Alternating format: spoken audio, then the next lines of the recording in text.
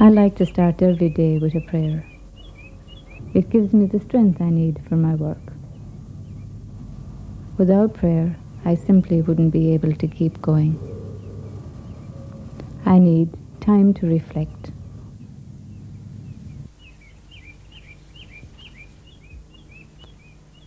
Sister Nora McNamara is an Irish Holy Rosary sister who pioneered the diocesan development services in the Ida Diocese, Igalaland, Nigeria. The DDS is a self-help organization dedicated to the development of the people of Igalaland. The objective is to help the people to help themselves, to become self-reliant and self-sufficient. The headquarters of the Diocesan Development Services are located in Ida, and it is from this center that all programs are planned and coordinated.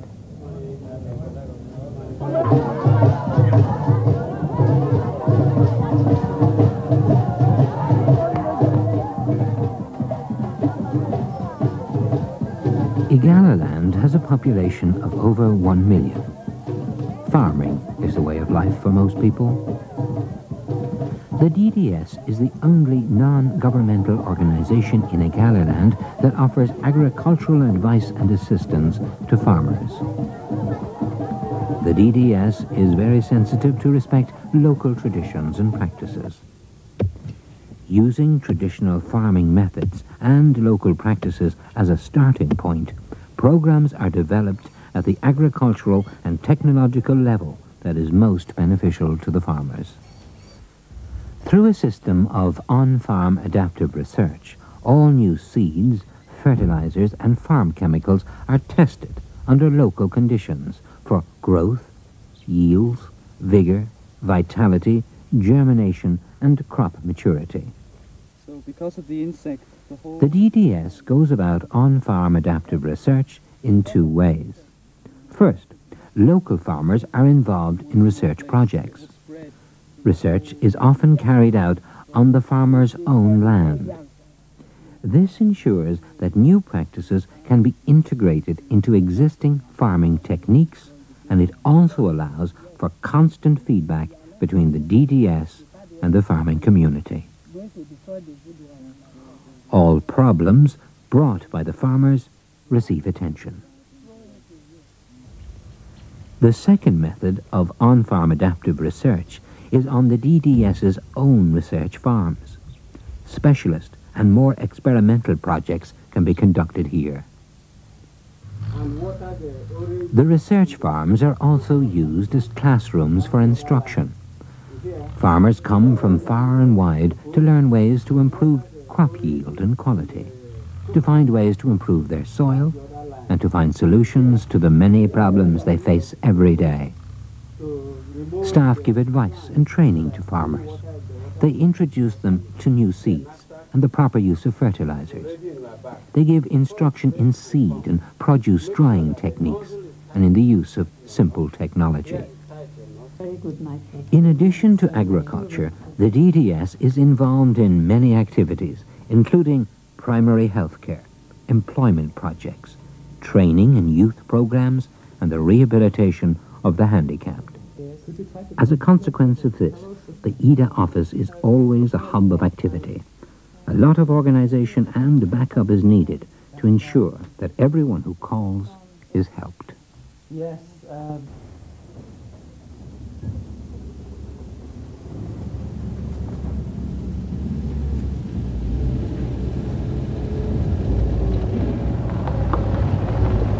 A farmers' council is a group of 10 to 25 farmers. It is a primary group, and it is based on the traditional Igala meeting called the Oja. We have adapted the Oja to meet farmers' needs. So what we are doing is simply building on what exists in the society already.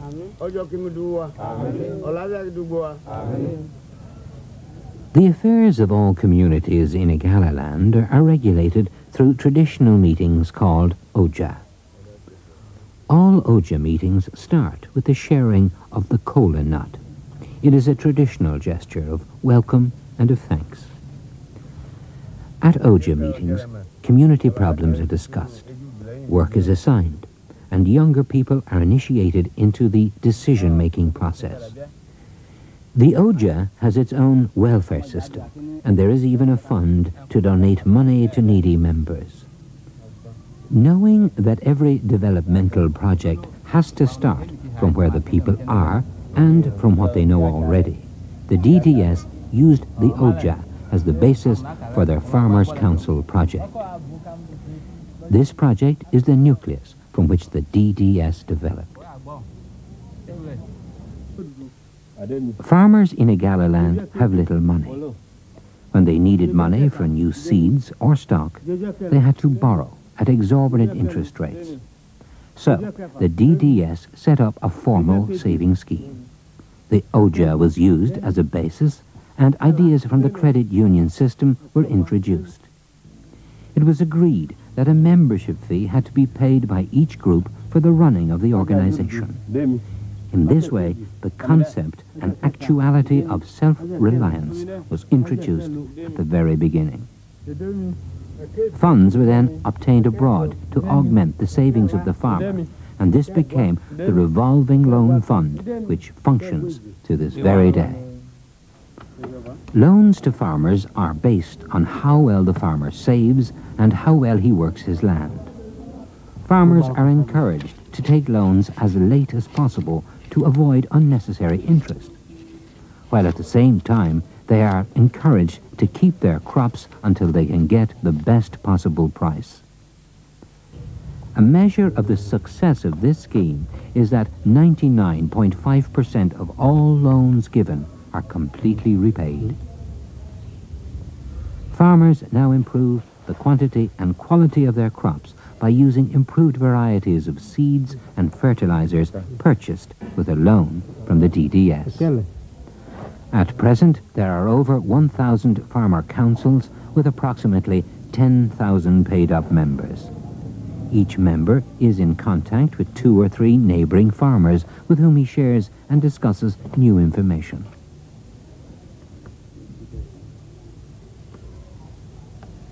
In this way, 25 to 30,000 farmers are directly reached by this project alone.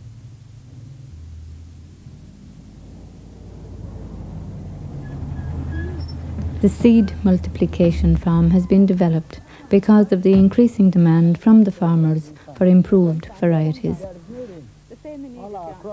Because of this need for new and improved varieties of seeds, the DDS set up their own seed multiplication farms. Nigeria has a number of agricultural research stations within its borders. One of these is the International Institute of Tropical Agriculture at Ibadan. The IITA are constantly developing new varieties of seeds. After testing these seeds, they are released to organizations such as the DDS. The seeds supplied may often be as little as 100. However, the seeds are planted and harvested and replanted again and again until there is enough seed to meet local demand. The multiplication process is simple but lengthy. First, the sand is sifted and sterilized. Then the cooled sand is placed in containers and the seed carefully planted. The containers are then covered and tagged, placed in a special room. 4 to 7 days later, the seed is checked for germination. The total multiplication process can take up to 2 years. During this time, the new seed varieties get extensive evaluation for their suitability and performance under local conditions. A germplasm store is located in Ida.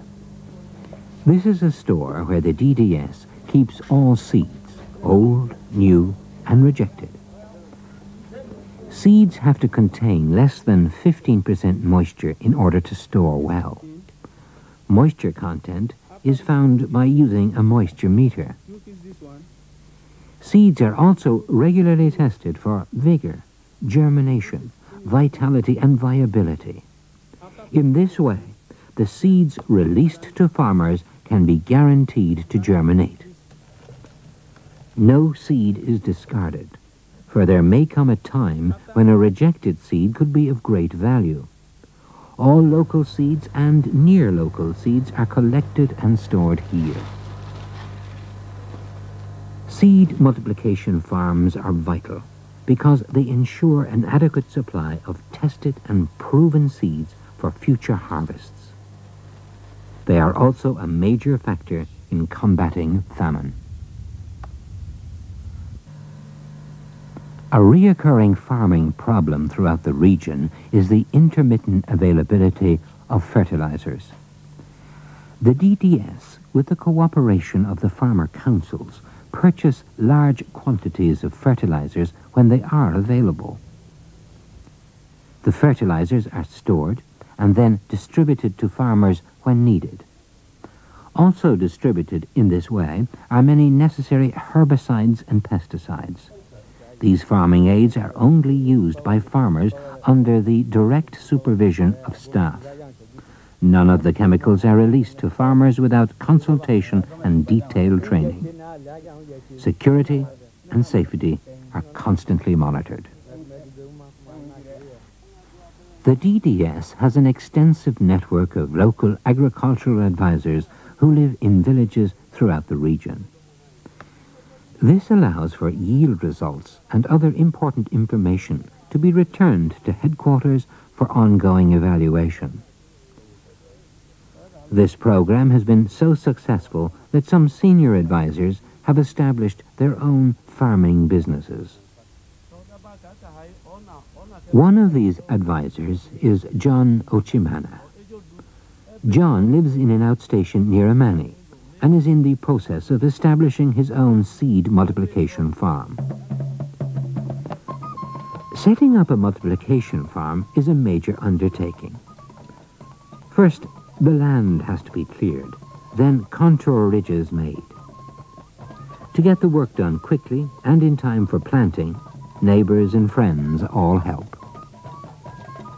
The musicians are not only there for entertainment, they set the pace for the work. After 13 years of service with the DDS, John has become a great innovator and demonstrator of improved farming methods. By his use of improved seeds and modified traditional farming systems, John has gained optimum benefit from his land. He is a respected man in the community who is listened to and whose advice on farming problems is often sought. He is a great example to farmers and over the years has worked closely with his own local community and many farmer councils throughout the region. Ibadji is inaccessible for at least 6 months of the year, but during the dry season it can be reached by a road constructed by the people. The farmers in this area have the most productive farms in Igalaland. However, because farms are located close to the river Niger, they live in constant fear of flooding and of the crops being swept away. Because of this flooding, transportation of crops by road is impossible for 6 months of the year. In the past, farmers would sell their crops as soon as the floods came, and sadly be without sufficient food later on in the year. To combat this, the DDS encouraged farmers not to sell their crops, but to store and process them. The project was a success. By using improved storage methods and by processing their crops, farmers now reap a greater benefit from their own harvest. One of the staple foods of Africa is the cassava. At planting time, farmers collect cassava sticks from multiplication farms. Later, the sticks will be planted in the earth. At harvest time, the cassava stick produces a tuber which can be cooked and eaten. Through the work of the research and multiplication farms, the DDS has been able to introduce new varieties of cassavas. These cassavas have earlier maturity and higher yields. In the region of Ibaji, women play an active role in agriculture. They plant and harvest most of the rice crop, and they take responsibility for processing both the rice and maize crops. Crop processing came about when a group of women approached the DDS and asked for help in setting up a small mill. The women raised enough money to purchase a mill, and with some help and advice set in motion the milling of maize into flour. The day of arrival of a new mill is a day of thanks and celebration. And once again, the kola nut is shared. Another project in this region is the carpentry workshop. The workshop is both a production unit and a training center. At any one time, 6 youths receive training in woodwork and carpentry work. The apprentices learn how to make items like windows, doors, and rafters. They are then given training and experience in how to install these items in new and existing houses. When the course is completed, the DDS helps fund these young men to start up in business in their own communities. In this way, the carpentry workshop contributes to improved housing, employment, and the overall quality of life.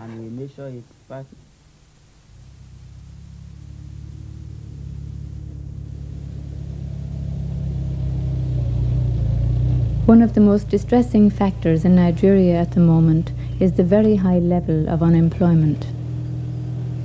We are particularly concerned about the vast numbers of women who are unemployed. One of the employment programs the DDS has organized in this region is quality tailoring and seamstress apprenticeships. Apprentices from all over the region are given courses in basic tailoring and sewing. Standards are high, and all work is assessed regularly. Upon successful completion of this course, students are given a loan to purchase the necessary equipment to set themselves up in business in their own community. One of the DDS's most successful and influential programs is the Apprentice Farmer Training Course. Before being accepted into this course, apprentices must have farming experience and a farm to work.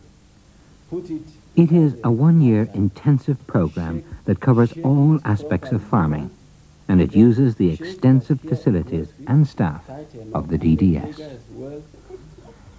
Centered in Angpa is the Small Trader Training Program. Trading activities can range from the baking and selling of biscuits and bread to pottery and jewelry making. Particular attention is paid to accounting and money management. Many of these small businesses are initially funded by the DDS. Primary health care and nutrition programs form a major part of the work of the DDS. Constant heat and inadequate water supply create many problems, particularly for the very young. In Africa, the problem of dehydration is ever present. So there is a constant need for oral rehydration education. When a child becomes dehydrated due to diarrhea or vomiting, he can be treated at home by drinking a special solution of water, sugar, and salt. This formula information is given by demonstrations in villages and towns throughout Igalaland and at the primary healthcare clinic in Ogado. This work is done in conjunction with the Nigerian government program. Because traditional ways of cooking often reduce the nutritional value of food, a nutrition education program was pioneered. Food demonstrations are given in villages and towns throughout the land. These popular demonstrations instruct people in the more nutritionally effective use of guinea corn, cowpeas, yams, and maize. Often as many as 200 people attend a demonstration, and 3 to 4 demonstrations are given every week. A new addition to the food supply in Igalaland is rabbit. The DDS, in cooperation with farmer councils, have developed rabbit raising. Rabbits are now important to the people because not only are they a good source of food protein, they are also a source of badly needed income. Through the influence of the DDS, vegetable growing has also become popular. Vegetable gardens can now be seen throughout the region, and vegetables grown in these small patches form an integral part of the diet of the people.